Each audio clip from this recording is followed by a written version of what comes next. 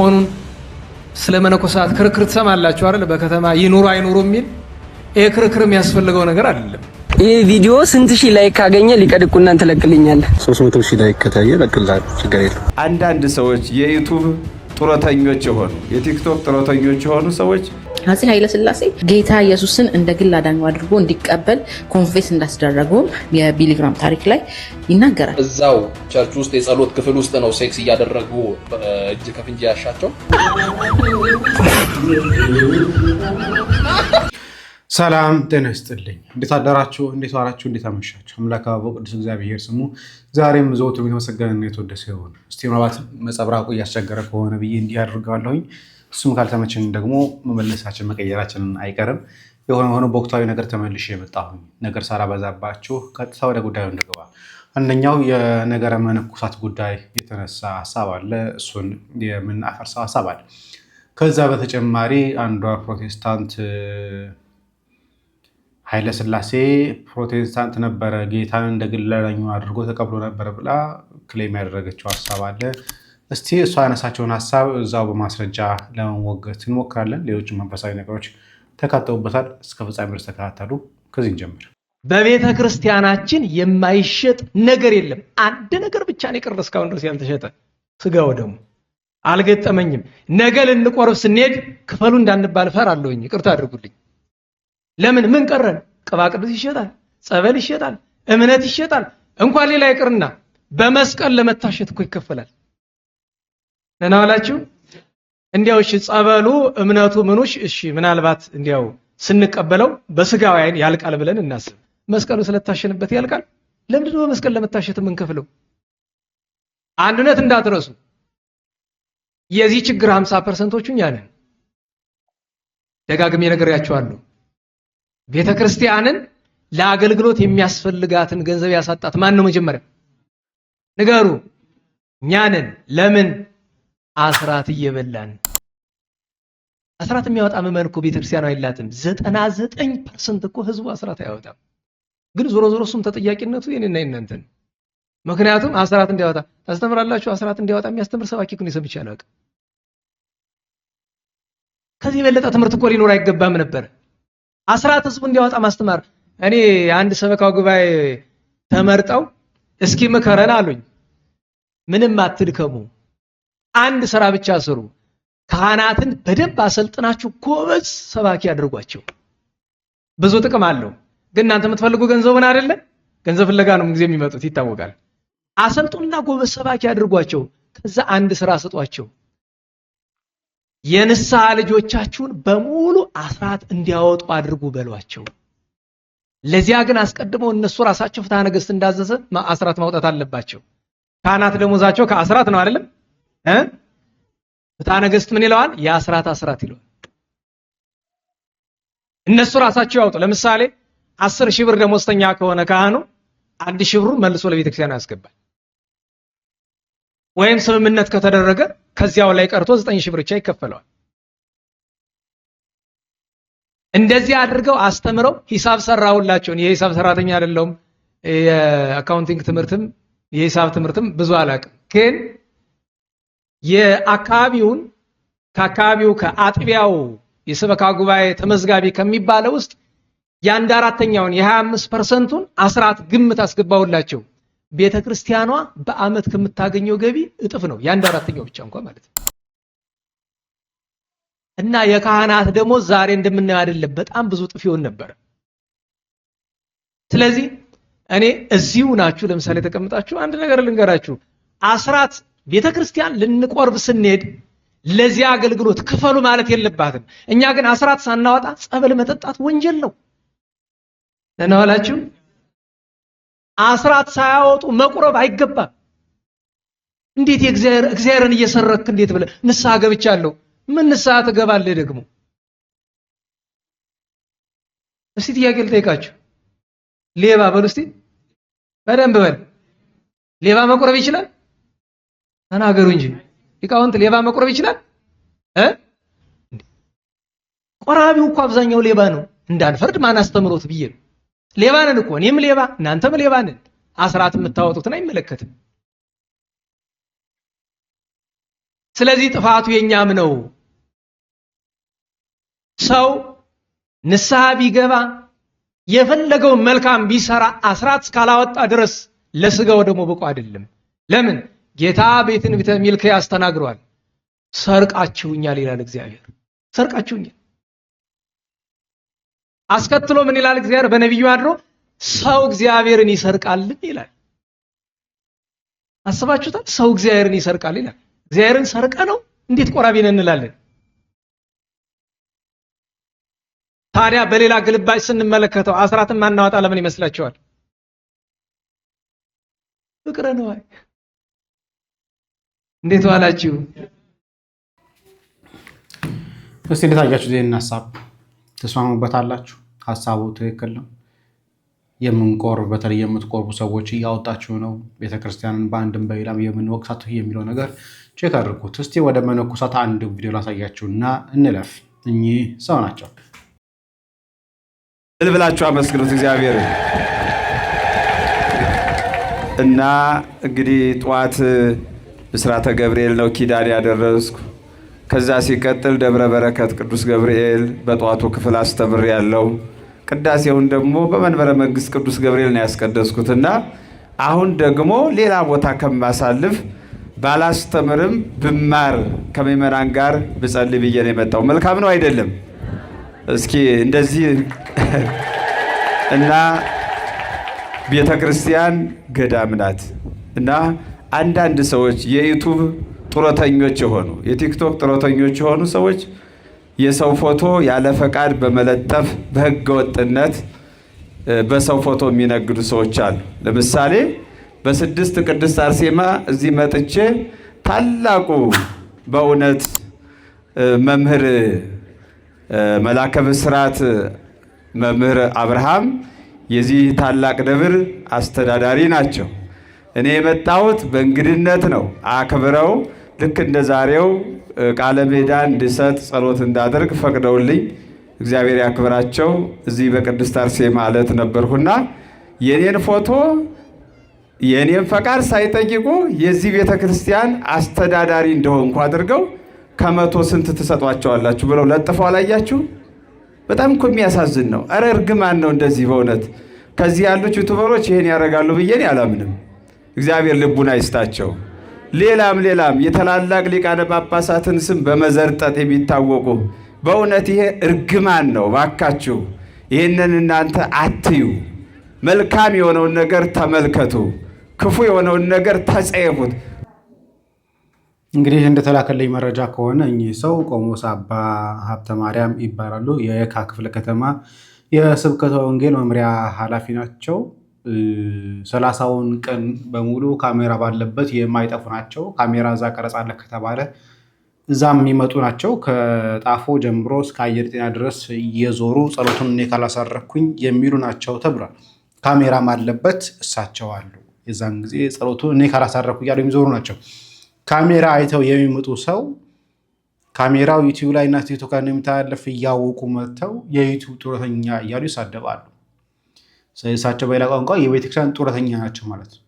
በላባቸው ጥረው ግረው ሳይሆን እያገኙ ያሉት የቤተክርስቲያን እየጦሮቻቸው ያሉት ማለት ነው። ያስገርማል። ለማንኛውም ብዙ ሰዎች እንደዚህ ናቸው። አሁን ላይ ካሜራ ባለበት ሁሉ ሰፍ የሚሉ በጣም ብዙ መነኮሳትን እያየን ያለ ነው። ለምን ሲባል ትናንትና እንደነገርኳችሁ ቅንጭብጭብጭብ ሀሳቦችን እየተናገሩ ታዋቂ መሆን ይፈልጋሉ። ታዋቂ ከሆኑ በኋላ ወይ ለጵጵስና ወይ ደግሞ ለስብከተ ወንጌል የሚጠሩበት ከባድ ብር ይጠራሉ። አሁን ካሜራ ባለበት ሁሉ የሚገኙ ሰዎች ጉዳያቸው ገቢያቸውንና ፌመስነታቸው ተጠቅመው ገቢ ብር እንጨመርላቸው ማድረግ ካልሆነ በስተቀር ሌላ ጥቅም የላቸውም። እስቲ በቪአይፒ የገነትን መግቢያ ማዕተብ ሲመታ የነበረውን ፓስተር ላሳያችሁ።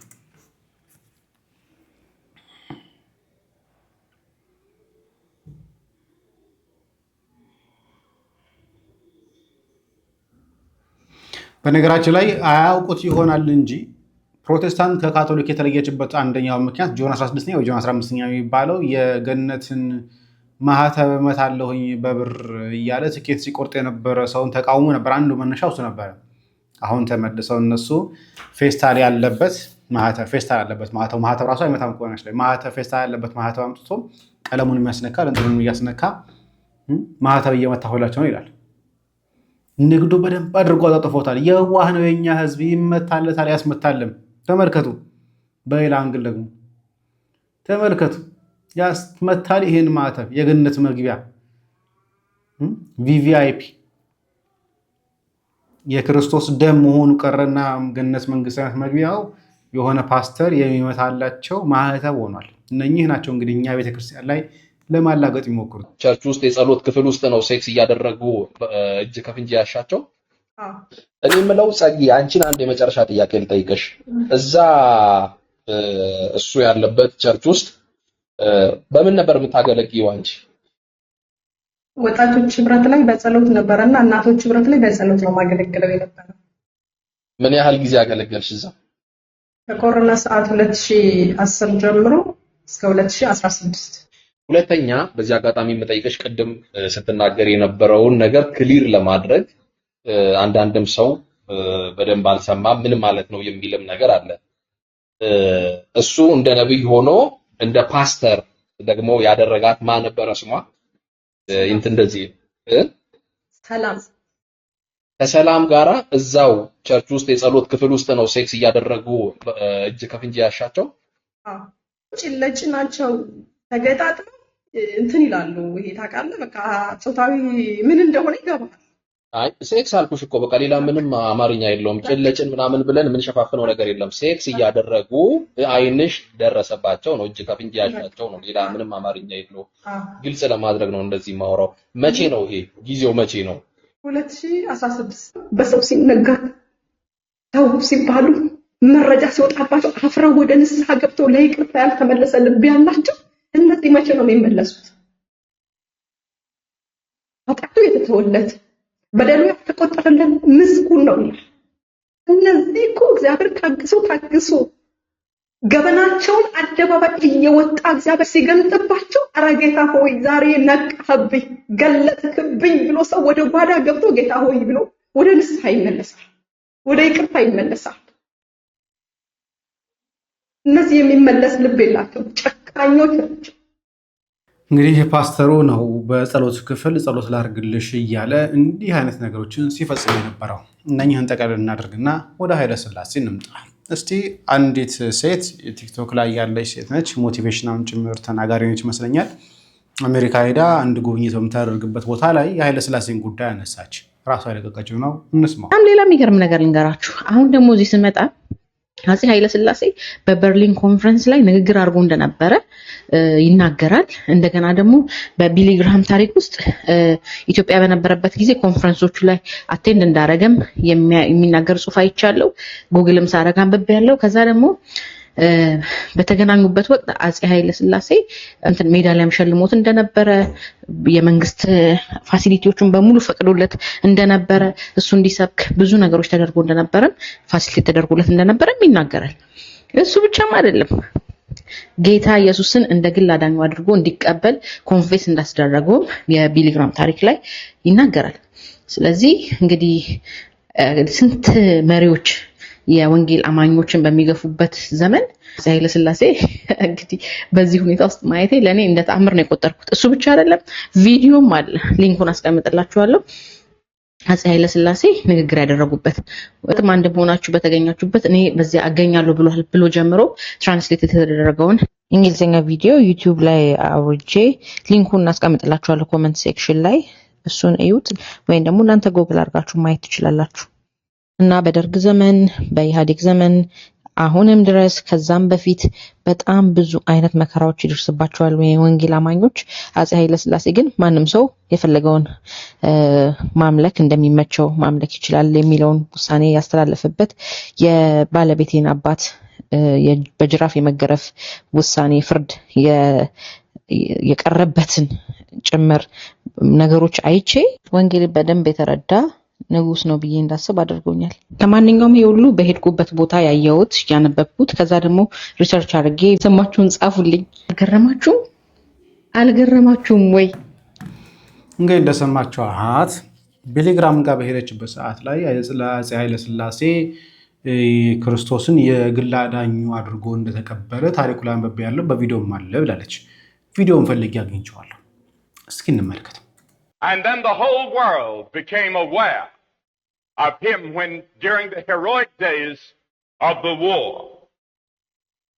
His Majesty is the protector of the state's Ethiopian Orthodox Church and is head of the church. And when he returned to his country on May the 5th, 1941, on that historic day, he announced to the world that in Ethiopia, Christian ethics in government, liberty of conscience, and democratic institutions would prevail in his country. The Emperor of Ethiopia is a man that goes regularly to church and is a worshiper of Jesus Christ as Lord and Savior.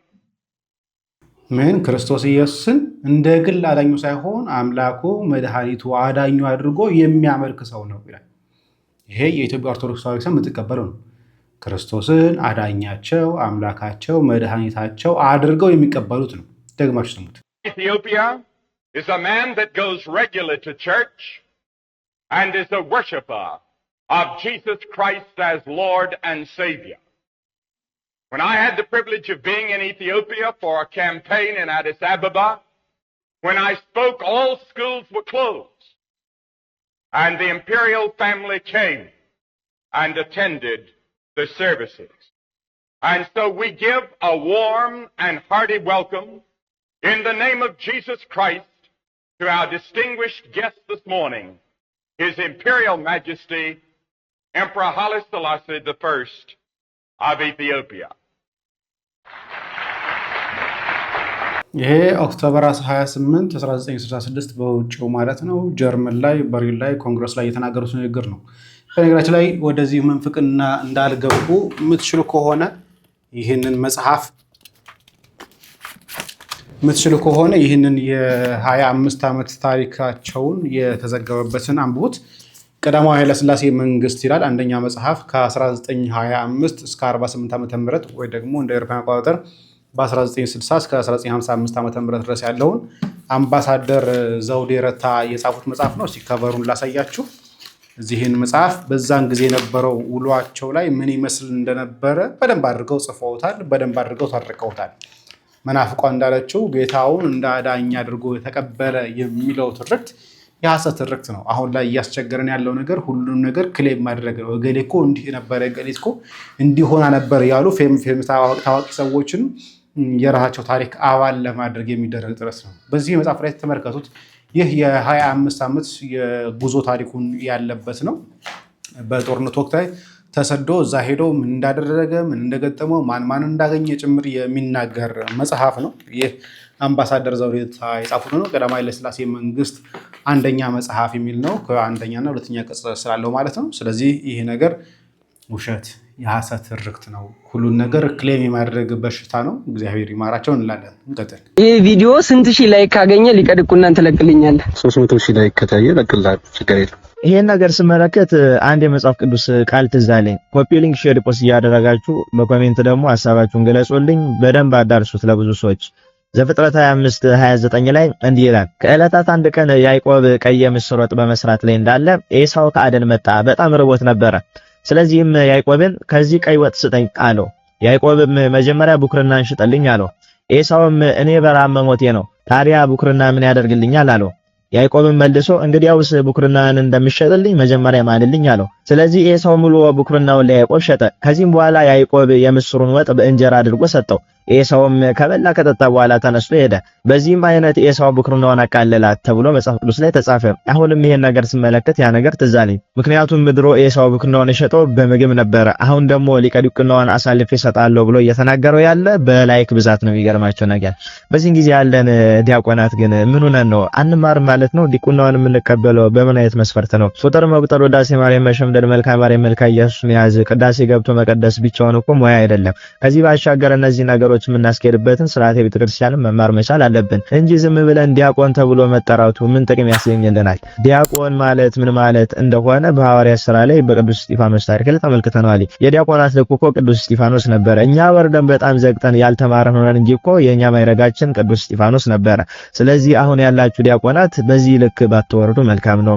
ሊቀ ዲቁናው የተሰጠው እኮ በዚህ ልክ በቲክቶክ ላይ መጣ እንድትወራረድበት በዚህ ላይ ካሳልፌ እሰጥሃለሁ ብለህ እንድትናገርበት ሳይሆን ትልቅ ኃላፊነት እንደሆነ ተረድተ ያንን ነገር ደግሞ በተገቢ ቦታ ላይ ስራ እንድትሰራበት እንጂ በዚህ ልክ ወርደ የሰጠን ሊቀ ዲቁና መወራረጃ እንድታደርጉ አይደለም። ሁለተኛ ነገር ደግሞ ይሄን ሊቀ ዲቁና የሰጡ ማይበረ ካህናቱ ተሰብስበው ነው እንጂ አንተ ለራስህ የተቀበልከው ነገር አይደለም። ስለዚህ ይሄን ነገር መስጠት ካለባቸውም ልክ አልሰራም ወይም ደግሞ ጊዜን ጨርሳል ብለው አሳልፈው መስጣት የሚችሉት ማይበረ ካህናቱና ሰበካ ጉባኤ ናቸው እንጂ የሚጠይቀውም ዲያቆን የምትጠየቀውም አንተ በዚህ ልክ ስለተናገርክ አንተ አሳልፈ የምትሰጠው ሊቀ ዲቁና እሱ ደግሞ ካንተ ተቀብሎ የሚሰራበት ሊቀ ዲቁና የለም።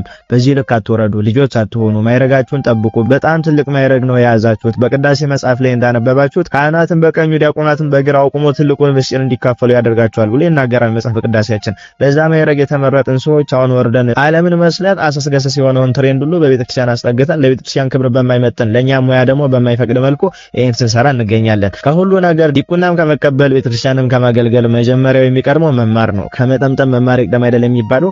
ስለዚህ በዚህ ልክ አትውረዱ። ይሄን ቪዲዮ አትፉትኝ። ሁለተኛ ነገር ደግሞ በዚህ ስራችን ምን ይማሩ ከዚህ በኋላ የሚመጡ ዲያቆናት ስርዓት ይዘው ቤተክርስቲያንን አስከብረው ክብራቸውን ጠብቀው እንዲያልፉ ማድረግ ሲጠበቅብህ እኛ ግን ዓለም ባመጣችው አሰስገሰስ የሆነ ትሬንድ ተጠምደን ቤተክርስቲያን በማፈቅደው መልኩ ስርዓተ ቤተክርስቲያንን ፈጽሞ የወጣ ነው። ዓለምን አትምሰሉ፣ የዓለም ወዳጅ የእግዚአብሔር ጠላት ነው ብሎ ቅዱስ ያዕቆብ ሲናገርም ሰምታችኋል። ስለዚህ በዚህ ልክ አትውረዱ፣ ክብራችሁን ጠብቁ። ዲያቆናት ክብራችን በጣም ትልቅ ነው። ግን ያ ክብር ትልቅ መሆኑን የምናሳውቀውና የምናሳየው እኛ ራሳችንን ጠብቀ ነው ማለት ነው። ኮፒ ሊንክ ሼር ፖስት እያደረጋችሁ ለእነዚህ ልጆች አድርሱ። ከዚህም በኋላ ለመስራት ያሰባችሁ ይሄን ነገር እንዳታስቡት፣ የሰራችሁ ደግሞ እንዳትለቁት፣ የለቀቃችሁ ደግሞ አትፉት እያልኩ በእግዚአብሔር ስም አሳስባለሁ። በዚያውም ደግሞ ባዮ ላይ ሊንክ አስቀምጬላችኋለሁ። ዲንሴራ ዩቲዩብን ገብታችሁ ሰብስክራይብ አድርጉ። እዛ ላይ የተለያዩ ትምህርቶችን ማግኘት ትችላላችሁ።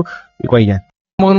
እናመሰግናለን ወንድማችን። እግዚአብሔር አምላካችን ረጅም ዕድሜ ከጤና ጋር ይስጥልን ያድልልን።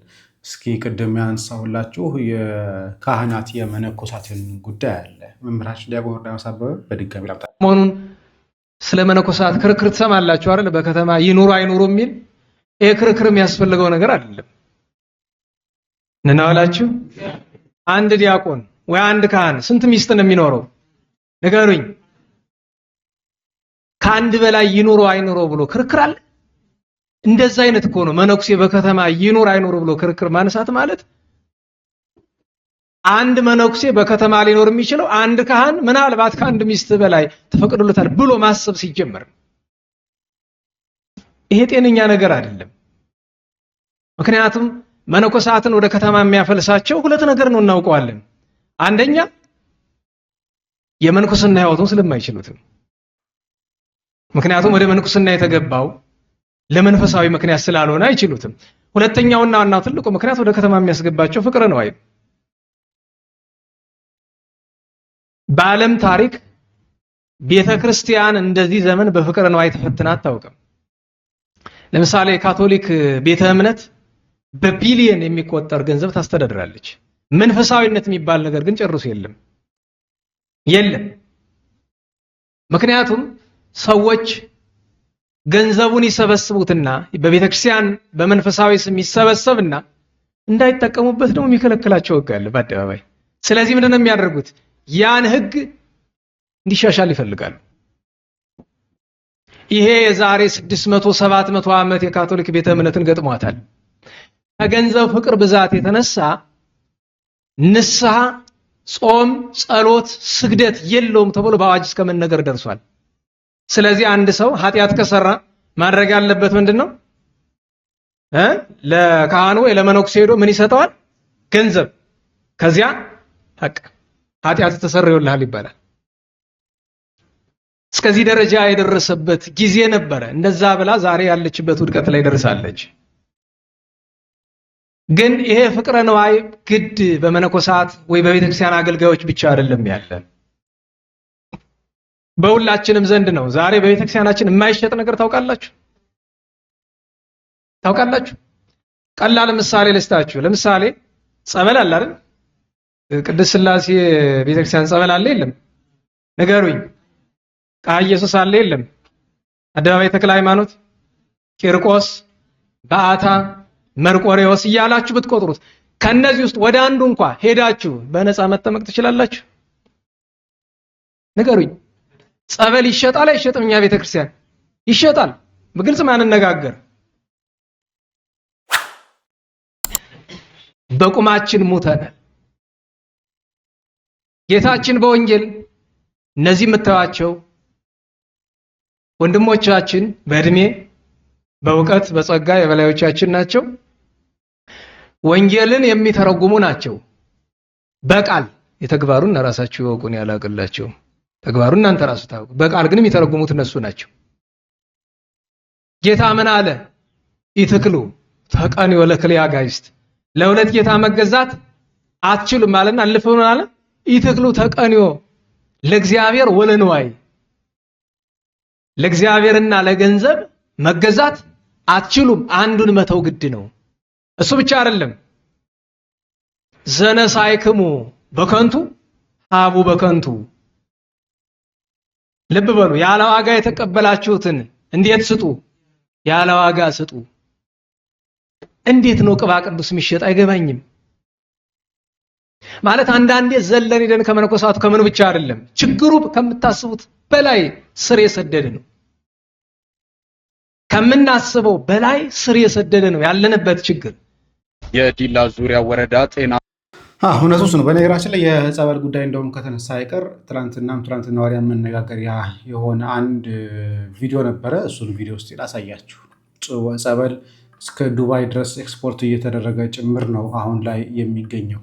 ተመልከቱ ይህን ቪዲዮ። ሰላም እንዴት ናችሁ? ዱባይ ገብተናል። ውሃ እንዳይመስላችሁ የስውራ ማርያም ጸበል ነው እንደምትመለከቱት። በጥያቄያችሁ መሰረት ይዤላችሁ መጥቻለሁ። የምታገኙት በፍቅር አካውንት ገብታችሁ ቁጥሯን በመውሰድ እዚህ ጋር ቁጥሩ ነው እንዴ? እሺ፣ ፍቅር በቄ ዲዛይን ወር በቄ ዲዛይን ምናምን። ስለዚህ ጸበሏን የስውራ ማርያም እናታችንን ጸበል ልታገኙ ትችላላችሁ። አትሽከርከሪብኝ ይህን ነገር ሊጨርስ። ለማንኛውም ሁላችሁ በስውራ ማርያም ጸበል የተፈወሳችሁ ሁላችሁም ኮሜንት ላይ ስውራ ማርያም ፈዋሽ እናቴ እያላችሁ ኮሜንቱ ሙሉ ይህንን ቪዲዮ ሼር እያደረጋችሁ ለሁሉም ኦርቶዶክሳውያን አድርሱልን። ዱባይ ገብተናል። ከዛ ኋላ ሲጠየቁ አይ ብር የምናስከፍለው እኮ ለዴሊቨሪው ነው ጭምር እስከ ማለት ደርሰዋል። በጣም አስቂኝ ነው። መንፈሳዊ እንዳልሆነ የምታዩት እሷ የምታደርገውን አክት ማየት ነው። በናሽ ለቄስ መቶ ስለባረከ ወይ ደግሞ በተክሊል ስላገባን ወይ ደግሞ በቁርባን ስላገባን አንድን አካል መንፈሳዊ አያደርገውም። ህይወታችን፣ ኑሯችን፣ አዋዋላችን፣ አኗኗራችን ነው መንፈሳዊ የሚያስመስለው። ነገር ግን ስለ ጸበል እየተወራ አክቷ ግን መድኃኔዓለም ይድረስላቸው። የዲላ ዙሪያ እዚህ ላይ ስለሚነሳው ቃል በጣም ይቀጥላሉ። የዲላ ዙሪያ ወረዳ ጤና ጽሕፈት ቤት ስር በሚገኘው በኡዶ ክላስተር የሆላና ቀበሌ ከአርጽዶ የማድረግና እውቅና መስጠት ፕሮግራም መካሄዱ ተገለጸ። እውቅና መድረኩ ንግግር ያደረጉት የዲላ ዙሪያ ወረዳ ዋና አስተዳዳሪ አቶ አሸናፊ ሀልቻዬ ህብረተሰቡ የራሱን ጤና እንዲጠብቅ ለማድረግ ከአይነ ምድር የጸዳ መንደር መፍጠር ለሰው ልጅ ጤና ዋነኛና አስፈላጊ ጉዳይ በመሆኑ በሁሉም ቀበሌዎች የተሻሻለና መጸዳጃ ቤት መገንባት እንዳለበትም ተናግረዋል። የዲላ ዙሪያ ወረዳ የሆላና ቀበሌ አስተዳዳሪ አቶ ዘለቀ ጉታሌ በበኩላቸው ከአይነ ምድር ጽዱ የሆነ መንደር በመፈጠሩ ደስተኛ መሆናቸውንም ገልጸዋል። የተገነባው የመጸዳጃ ቤትም ህብረተሰቡ በጥንቃቄ መጠቀም እንዳለበት አስተዳዳሪው አሳስበዋል። ዘገባው የዲላ ዙሪያ ወረዳ መንግስት ኮሚኒኬሽን አገልግሎት ነው።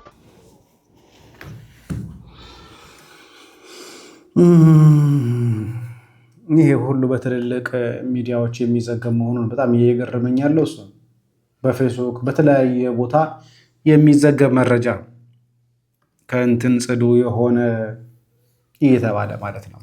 ሌላኛው አንድ ከወገብ በታች የሆነ እምነት አለ። ጥያቄውንና ምላሹን ስሙት። ሴት ከጨበጥክ እንደዚህ በእጅ አለምንም ጨርሽ ሴት ከጨበጥ ወይም ብልትህ ከያዝክ ወይም የሌላ ሰው ብልት ከያዝ ውዱኡ ይፈርሳል አይፈርስም? ዑለማዎቹ በሶስት ተከፈሉ። ሻፊዒ يقول الوضوء ቀጥታ ይፈርሳል ሴት ከጨበጥክ ወይም ብልትህ ከጨበጥ ቀጥታ ይፈርሳል ውዱእ አለምንም ነገር አቡ ሐኒፋ ምን ይላሉ አይፈርስም ፈለከው ብጨብጣት ወላ ብልትህ ብትይዝ ውዱእ አይፈርስም አሉ المالكية والحنابلة من ይላሉ እነዛ ደግሞ ሶስተኛ እንትን ቡድን ናቸው በስሜት ከሆነ ይፈርሳል በስሜት ካልሆነ አይፈርስም አሉ እንግዲህ ስንት አስተያየት ነው 3 አንተ ምን ታረጋለህ እዚህ تاخذ الاحوط የሚባል ነገር አለ ወንድሞች احوط በጣም ቆንጆ ነው እና አንተ አሁን አታቀም ሶስቱም የቱ ነው የሚሻለው ከዑለማ ኺላፍ የሚያስወጣህ ምንድነው ውሃ ካለ ውዱእ አርግ እሺ አንዱ ያኒ ሴት መጨበጥ ውዱእ ያፈርስም አለ አንዱ ያፈርሳል አለ ይህ ትልቅ ዓለም ነው ይህም ትልቅ ዓለም ነው የማን ልውሰድ ሁሉም ደሊል አላቸው ተጨነኩ ተቸገርኩ ይላል ዑለማዎቹ ምን አሉ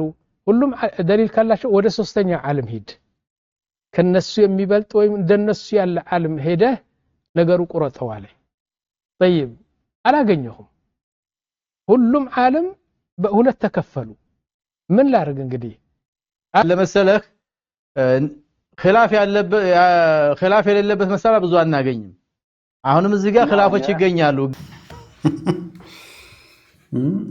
በነገራችን ላይ ያው በእስልምናው ሴት ውሻ አህያ በተመሳሳይ ቦታ በተመሳሳይ ስፍራ የሚቀመጡ አካላት ስለሆኑ ነጃሳ በሚለው ካታጎሪ ውስጥ የሚቀመጡ ናቸው ሶስቱ ወይ ደግሞ አራት ትምህርት ቤት ያላቸው በእስልምናው አራት ትልልቅ ትምህርት ቤቶች አሉ ከነዛ መካከል ላይ ሶስቱ ውዝግብ ውስጥ ያሉ ናቸው ሴት ልጅን ከጨበጥክ ጸሎትህ የተበላሸ ነው የሚሆነው ወይ ደግሞ ጸሎት ማድረግ አትችልም ክርስቶስ የሥላሴ ፍጥረትን እንደዚህ አድርገው ከፋፍለው ነው ወንድን ስለጨበጥክ አይደለም ወንድ ከጨበጥክ ችግር የለም ሴትን ከጨበጥክ ግን ችግር አለ የሚል ሳይ ለዛው የመራቢያ አካልን ከመንካት ጋር እኩል አድርገው ነው የሚቆጥሩት መድኃኒዓለም ኢየሱስ ክርስቶስ በእውነት ከዚህ ጨለማ እንደሚያወጣሽ ተስፋ አደርጋለሁ እዚህ ያላብቃ ለብዙዎች እንዲደርስ ሼር ማድረጋችሁ አትርሱ ሰላም እግዚአብሔር ከእናንተ ጋር ይሁን ቸር ቆዩ